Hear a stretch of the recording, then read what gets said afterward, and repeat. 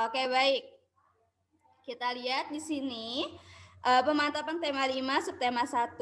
Kemarin kita akan belajar tentang kalimat pujian yang dipakai atau ungkapan pujian ketika kita bertemu dengan orang lain. Nah,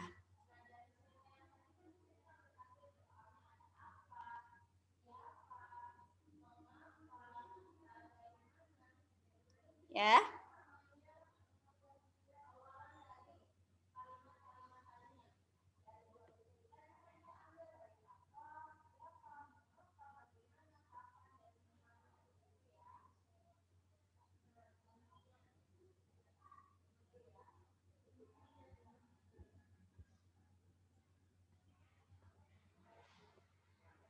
Nah, sebentar.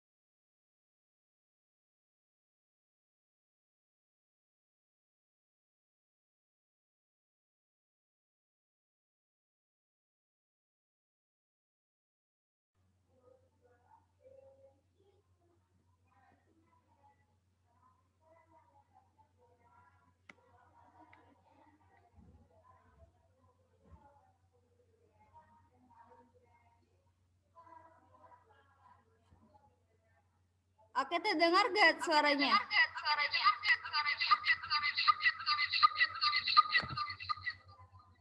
Ada ya suaranya ya? Nah,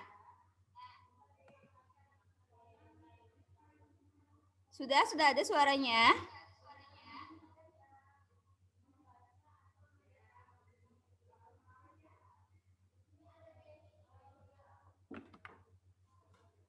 Ada tapi menggema.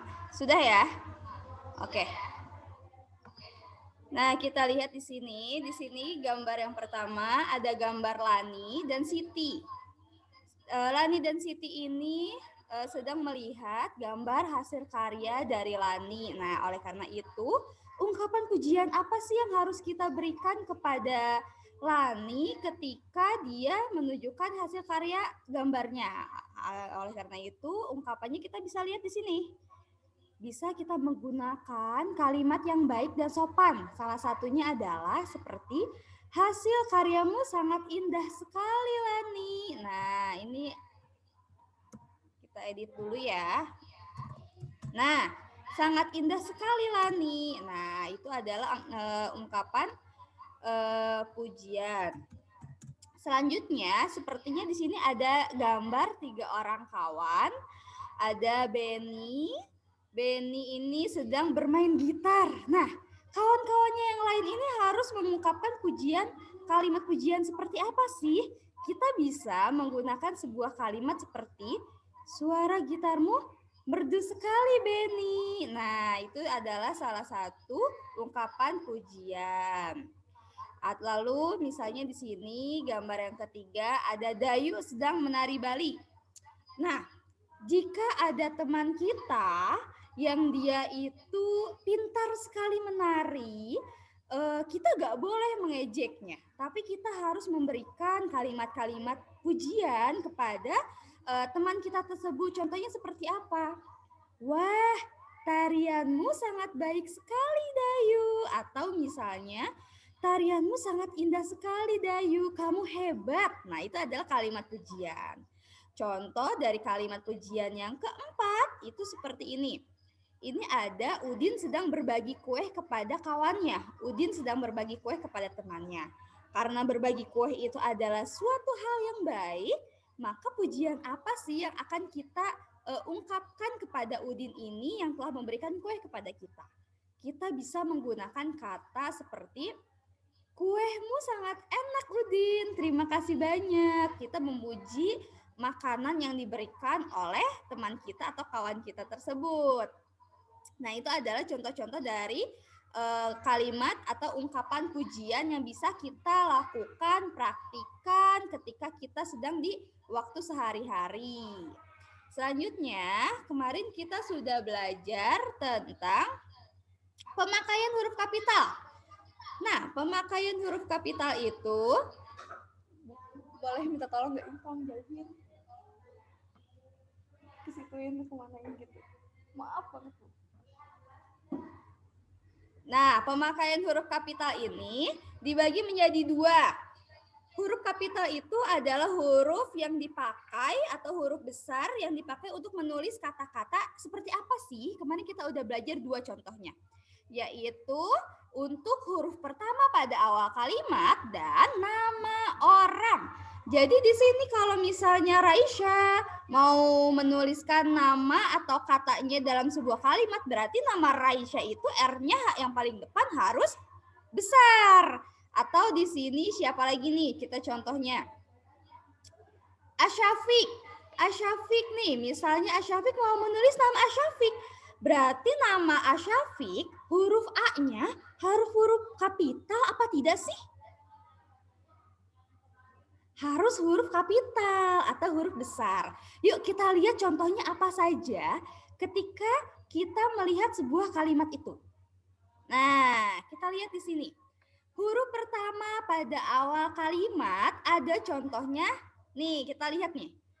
Yang gambar hijau, pengalaman masa kecil itu indah. Nah, di sini ada satu huruf P yang berada pada kata pengalaman dan itu berada di awal kalimat atau awal kata yang ibu berikan gambar merah. Nah, itu artinya dia harus menggunakan huruf kapital atau huruf besar. Nah, ini harus kita menggunakan huruf kapital atau huruf besar. Bukan huruf yang M, bukan huruf yang K dalam kata kecil, bukan. Tapi pada yang awal sekali atau pada kata yang pertama. Nah, itu adalah pada huruf awal pada kalimat. Nah, kalau dalam nama orang tadi seperti misalnya nama Cantika, misalnya Cantika berarti C-nya itu harus menggunakan huruf besar. Bukan huruf I-nya, tapi harus huruf C-nya. Terus mana lagi misalnya contohnya? Di sini ada contoh kalimatnya seperti ini. Pagi tadi aku, Budi, dan Beni bermain bola. Di sini ada 3 huruf yang Bu Guru berikan tanda merah. Ada huruf P pada pagi, ada huruf B pada Budi, dan ada huruf B lagi pada Beni. Lihat di sini dalam kalimat ini ada 2 nama orang. Nah, yang mana aja? Yaitu adalah Budi dan Beni. Oleh karena itu, Budi dan Beni harus menggunakan huruf apa? Harus menggunakan huruf kapital di depannya. Kalau misalnya yang P, Bud, kenapa yang pagi itu kok diberikan huruf kapital besar di depannya? Iya, walaupun dia bukan nama orang, tapi kan dia adalah huruf pertama pada awal kalimat. Nah, itulah huruf kapital yang harus kita gunakan ketika kita menuliskan huruf pertama pada awal kalimat dan pada nama orang. Siapapun nama orangnya. Syafiki, Daniel, Dava, Pandu, Diva, siapa lagi nih? Naysila, Alex, dan lain sebagainya, semuanya harus menggunakan huruf kapital pada awal katanya atau awal hurufnya. Nah, itu adalah penggunaan huruf kapital. Terus sekarang kita akan belajar ke PPKN. Kita lihat di sini ada Pancasila. Pancasila itu terdiri dari berapa sila? Ada 5 ya. Kita lihat di sini bareng-bareng, kita baca dari rumah ya, Nak ya. Yuk, kita lihat yang pertama. Yang pertama ada ketuhanan yang Maha Esa. Yang kedua ada kemanusiaan yang adil dan beradab. Yang ketiga ada persatuan Indonesia. Keempat, kerakyatan yang dipimpin oleh hikmat, kebijaksanaan dalam permusyawaratan perwakilan. 5, keadilan sosial bagi seluruh rakyat Indonesia. Nah, sekarang kita akan belajar tentang sila kedua. Sila kedua itu bunyinya apa? Apa sila kedua? Yaitu kemanusiaan yang adil dan beradab. Kita lihat di sini. Nah, sila kedua ini dia memiliki lambang.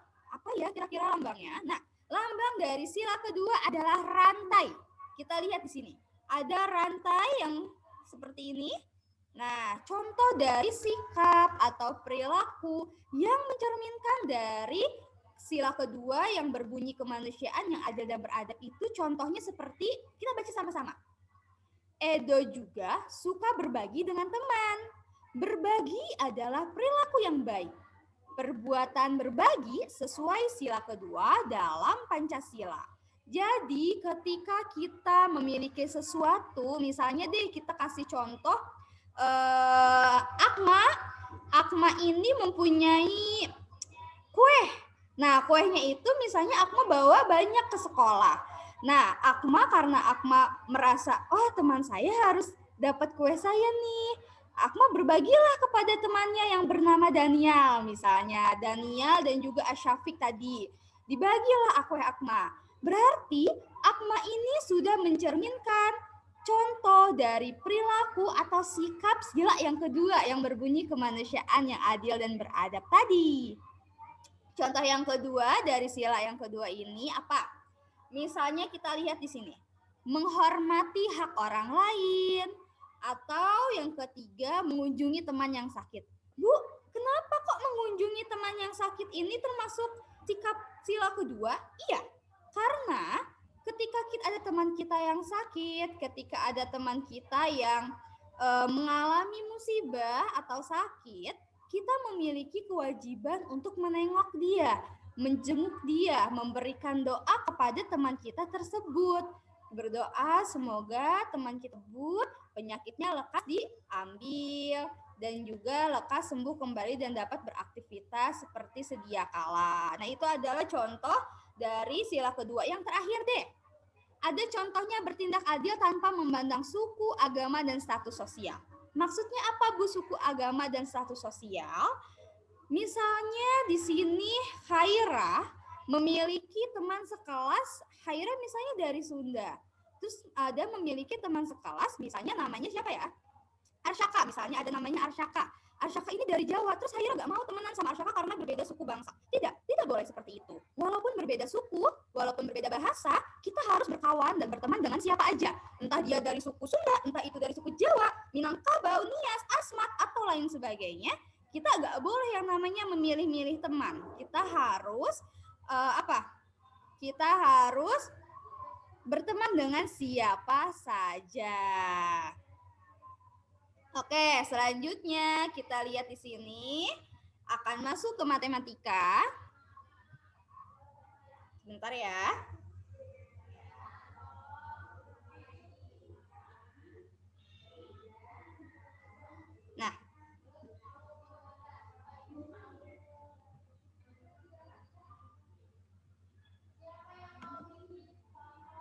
Nah, di sini lihat. Di sini ada buah jeruk. Banyak sekali jumlahnya. Yuk, sama-sama kita mencari tahu berapa sih jumlah buah jeruk ini. Kita lihat di sini ada 1, 2, 3, 4, 5, 6, 7, 8, 9, 10, 11, 12, 13, 14, 15, 16, 17, 18, 19, 20, 21, 22, 23, 24, 25, 26, 27, 28, 29, 30, 31, 32, 33, 34, dan 35. Di sini ada 35 buah jeruk. Angka 3 dan 5 itu kita sebutnya adalah lambang bilangan. Sedangkan 35 yang dituliskan dengan menggunakan huruf itu disebut nama bilangan. Jadi anak-anak jangan tertukar antara lambang bilangan dan nama bilangannya ya. Kalau lambang bilangan dituliskan menggunakan angka, tapi kalau nama bilangan dituliskan menggunakan huruf. Nah, itu. Oke, baik. Anak-anak, karena waktunya tadi terpotong ya, Ibu mohon maaf sekali, mohon maaf sebesar-besarnya karena tadi ada kesalahan teknis, karena tadi yang harusnya kita bisa 40 menit, tapi karena ada kesalahan teknis, dari suara yang Ibu Guru tidak keluar tadi, akhirnya beberapa menit kita harus terbuang. Jadi Ibu mohon maaf, semoga anak-anak dapat memakluminya. Semoga materi yang dalam waktu singkat ini Ibu Guru berikan, anak bisa memahaminya ya. Maaf sebesar-besarnya. Pembelajaran hari ini kita tutup. Semoga bisa anak-anak pahami dengan baik. Pembelajaran hari ini akan kita tutup. Kita baca doa kafaratul majelis sama-sama. Subhanakallahumma wa bihamdika asyhadu alla ilaha illa anta astaghfiruka wa atubu ilaik. Wassalamualaikum warahmatullahi wabarakatuh. Ibu